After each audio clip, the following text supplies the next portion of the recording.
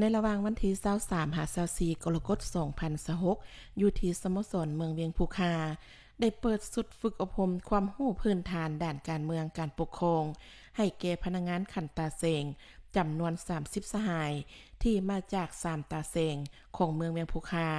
ด้วยกันเป็นประธานร่วมของทานค้ำกงธรรมเทวา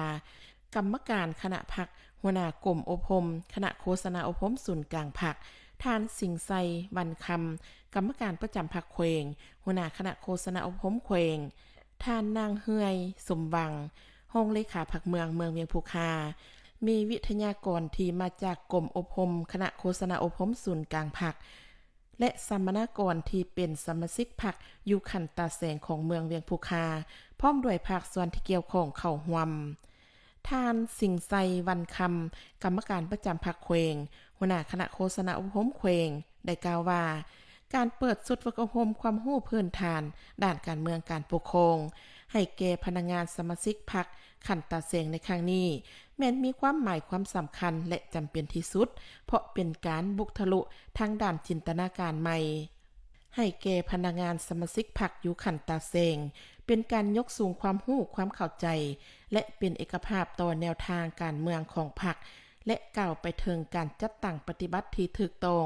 เนื่องจากว่าพนักงานสมาชิกพรรคอยู่ขันตาเสงแม่นพนักงานขันหักทาน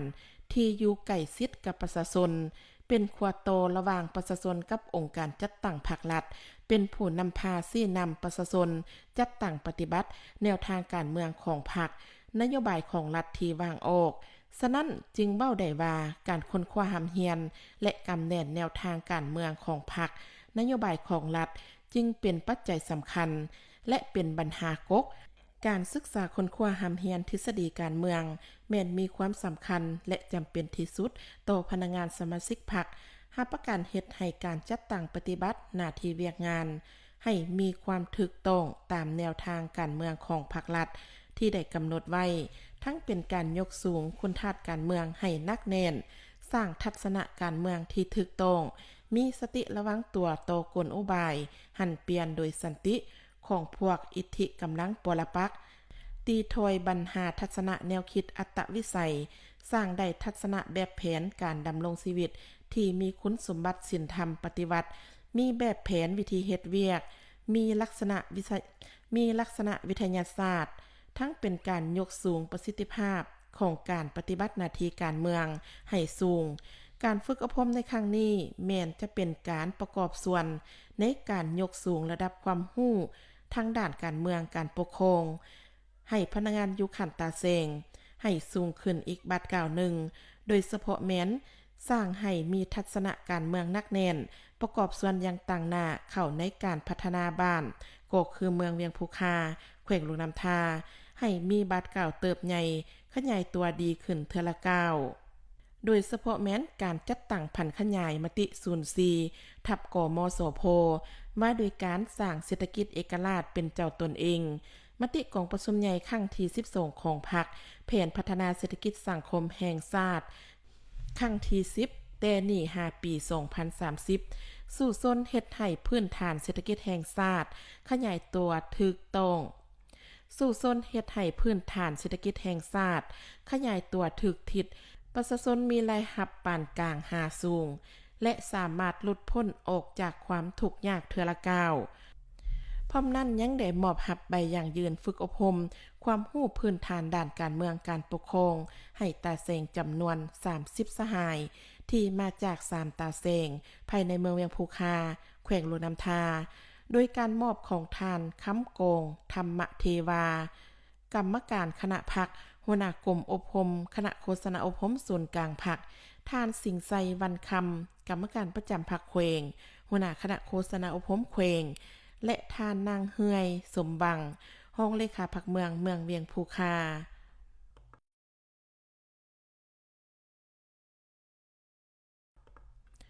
โอกาสดังกล่าวทานค้ำโกงธรรมเทวากรรมการคณะพรรคหัวหน้ากลุ่มอบรมคณะโฆษณาอบรมศูนย์กลางพรรคยังได้ให้สัมภาษณ์ว่าข้าพเจ้าซื้อคำกองธรรมเทวาเป็นคณะพรรคทั้งเป็นหัวหน้ากลุ่มอบรมอยู่คณะโฆษณาอบรมศูนย์กลางพรรค ถื ถือว่ามือนี้ก็เป็นมือหนึ่งที่ว่ามีข้อหมายสำคัญที่ทางคณะโฆษณาอบรมศูนย์กลางได้ลงมาโดยเฉพาะมินมอบให้ข้าพเจ้านี้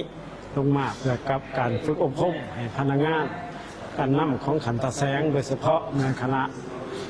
กรรมการปกครองตะแสงและคณะหน่วยงานหาหน่วยงานหันจุดประสงค์หลักที่สุดก็เป็นเพื่อให้พนักงานขันตะแสงและก็หน่วยงานของตะแสงมีความรับรู้เข้าใจต่อกับแนวทางนโยบายของพรรคกำได้กฎระเบียบกฎหมายของรัฐเพื่อนำไปจะตั้งพันขยายเหตุหันเวียกงานอยู่ขันตะแสงมีการเคลื่อนไหวอย่างขยันหาวหันขึ้นกว่าเก่าและกับการสั่งต่างตะแสงชุดนี้ก็ถือว่าเป็นอันใหม่กับแมนเพราะว่าเริ่มจากอันเก่าที่เคยปฏิบัติมาแต่ว่ามาระยะหนึ่งเขาก็ได้หยุดแล้วก็มาหาเดี๋ยวนี้ก็มีการสั่งตะแสงระยะใหม่สนับตะแสงระยะใหม่ต้องเป็นตะแสงที่มีความเข้มแข็งและเกี่ยมพร้อมในการนำเอาแนวทางนโยบายของพรรคไปพันขยายให้ประชาชนยึดแต่ละบาทให้มีความเข้าใจอันนั้นเป็นอันจุดประสงค์หลักแล้วสำหรับพนักงานขันตะแสงที่เขาฝึกอบรมหันและแมนเหียกห้องที่สุดและแมนให้ตั้งใจนำเอาสิ่งที่พวกเขาได้เว้าสิ่งที่แนวทางและกำหนดออกที่ครูอาจารย์ได้มาคืนห้องมาย่ายหันให้มีความตั้งอกตั้งใจนำเอาบรรดาสิ่งดังกล่าวหันไปพันขยายและก็ไปสร้างเป็นแผนงานเป็นแผนเวียกเพื่อดำเนินเรียกไปตามแผนการของตนเองของแต่ละตะแสงมันแทดเหมาะกับความเรียกห้องต้องการของประชาชนและก็มูลไส้บรรดาวุฒิธรรมวุฒิเทียมที่ได้รับในครั้งนี้นำไปจัดตั้งปฏิบัติให้มันเกิดผลตัวจริงนำประชาชนพร้อมทั้งลงที่ตามกฎการและยุกยุ่งเขาเจ้าเพื่อให้เขาเจ้าให้คิดให้การผลิตตัวจริงให้มันเกิดขึ้นจากขอมีคำเห็นสนับจากข้อเข้าใจพร้อมนั่นตาแสงที่เข้าร่วมสุดฝึกอบรมความรู้พื้นฐานด้านการเมืองการปกครองก็ได้ให้สัมภาษณ์เกี่ยวกับความรู้สึกที่ได้เข้าร่วมสุดฝึกอบรมในครั้งนี้ว่าเจ้าข้าพเจ้าชื่อดอนแก้วพุทธปัญญาประธานตาแสงเรียกสว่างก็มีความรู้สึกภาคภูมิใจหลายที่ได้เข้าร่วมฝึกอบรมพื้นฐานการเมืองการปกครองในครั้งนี้ผ่านการฝึกอบรมมานี้ข้าพเจ้าก็หวังว่าบรรดานักฝึกอบรมก็จะมีความรู้เข้าใจในการจัดตั้งปฏิบัติและเคลื่อนไหวหน้าที่การงานของตนในอนาคตเห็นอะไรเป็นงานของตาแสงจะเดินอย่างสะดวกก็คิดว่าอยู่ในการฝึกอบรมในครั้งนี้หวังว่าข้าพเจ้าก็จะเข้าใจหลายและเข้าใจลึกซึ้งในการนำเอาบทเรียนในการฝึกอบรมในส่วนนี้ไปสีนำผ้าในหน้าที่การงานของตนให้เดินอย่างสะดวกให้มีผลสำเร็จตามระดับคาดหมายและตามจุดประสงค์